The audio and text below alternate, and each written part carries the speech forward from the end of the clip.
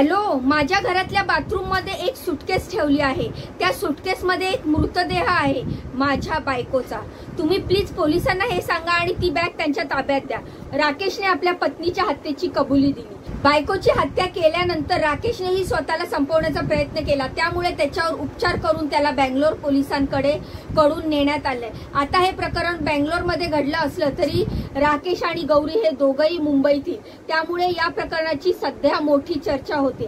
राकेशने आपली बायको गौरीची हत्या का केली, हत्या झाल्यानंतर त्याने नेमकं काय केलं, याबाबत पोलीस आणि घरच्यांकडून काय सांगण्यात आलंय, हीच सर्व माहिती सांगणारा हा आजचा व्हिडिओ आहे। तर नमस्कार मित्रांनो, मी रीमा माझ्या या YouTube चॅनलवर तुमचं खूप खूप मनापासून स्वागत करते।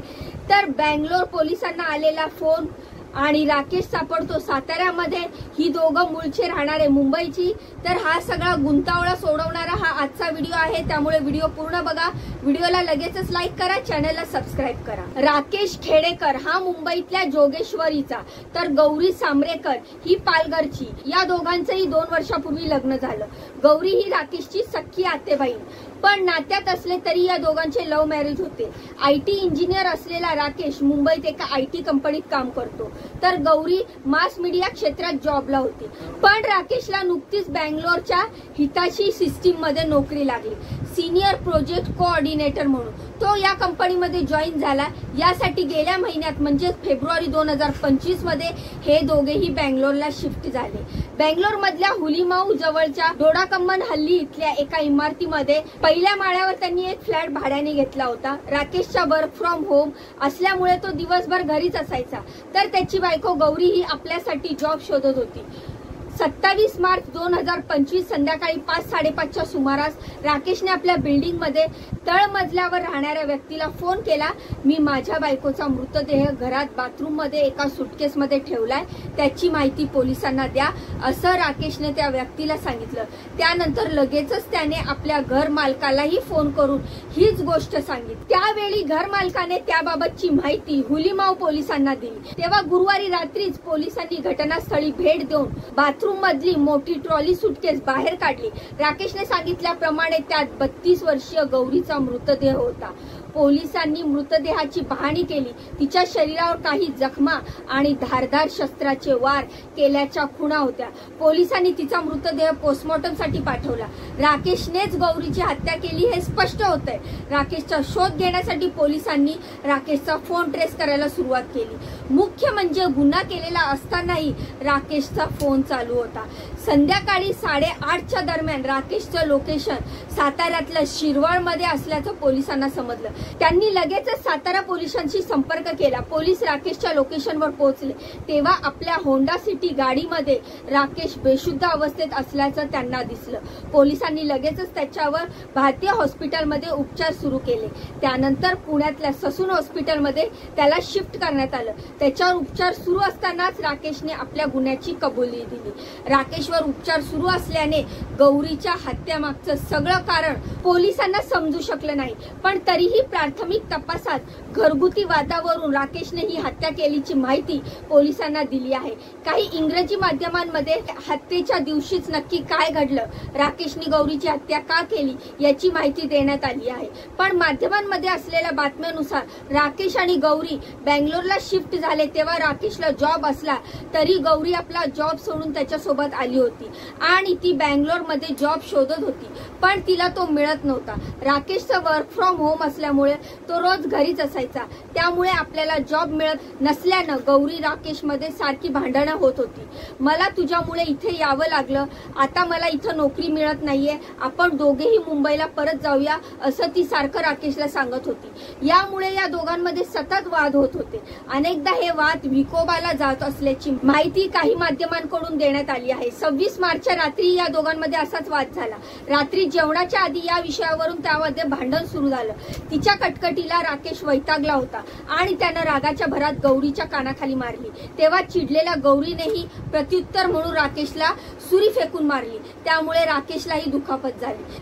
तेव्हा राकेशचा रागाचा पारा आणखीनच वाढला आणि त्यानं त्याच सुरीनं गौरीच्या मानेवर आणि छातीवर 3 वार केल्याची माहिती पोलिसांनी माध्यमांना दिली आहे।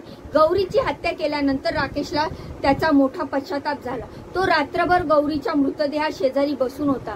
यावेळी तो तू माझ्याशी का भांडलीस, असं का वागलीस असं विचारत असल्याचंही सांगितलं जातंय। पोलिसांनी दिलेल्या माहितीनुसार राकेश त्या रात्री जेवलाही नाही, कारण पोलीस जेव्हा त्याच्या घरी पोहोचले तेव्हा शिजवलेलं जेवण हे जसंच्या तसं शिल्लक होतं। गौरीची हत्या केल्यानंतर राकेशला त्याचा पश्चाताप होत होता। त्यांना 12 वाजता बंगलोरहून निघायचं ठरवलं। गौरीचा मृतदेह लांब कुठेतरी नेऊन टाकायचा विचार त्याच्या डोक्यात आला होता, त्यामुळे त्यानं तो मोठा ट्रॉली सुटकेसमध्ये ठेवला। पण आपल्याकडून हे होणार नाही हे त्याच्या लक्षात आल्यावर त्याने ती बॅग घरातल्याच बाथरूम मध्ये ठेवली आणि रात्री 12 वाजता त्याने आपली होंडा सिटी गाडी काढली आणि तो मुंबईत जोगेश्वरीला यायला निघाला। दुसऱ्या दिवशी म्हणजे गुरुवारी दुपारी 12 पर्यंत तो साताऱ्यात येऊन पोहोचला।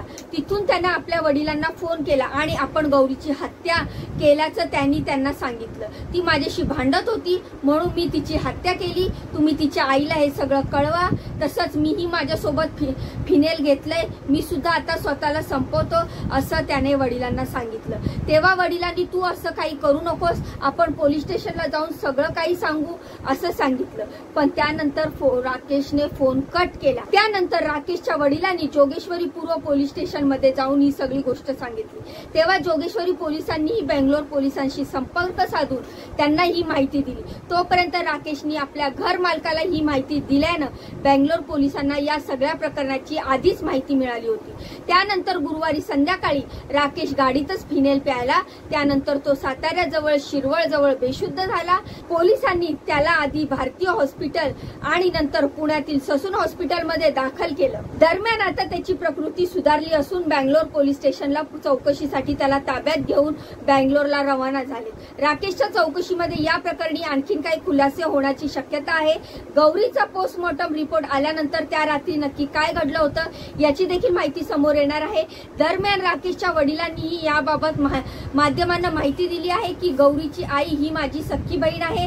राकेशने हत्येच्या 2-3 दिवस आधीही माझ्या बहिणीला फोन करून गौरी आपल्याशी भांडत असल्याचं, आपल्याला त्रास देत असल्याचं सांगितलं होतं। तेव्हा बहिणीनेही तिला समजावलं होतं, पण अखेर जे व्हायला नको तेच झालं, त्याच्या वडिलांनी सांगितलं। तसंच गौरीच्या वागण्यावरून आधी घरात तणाव होता।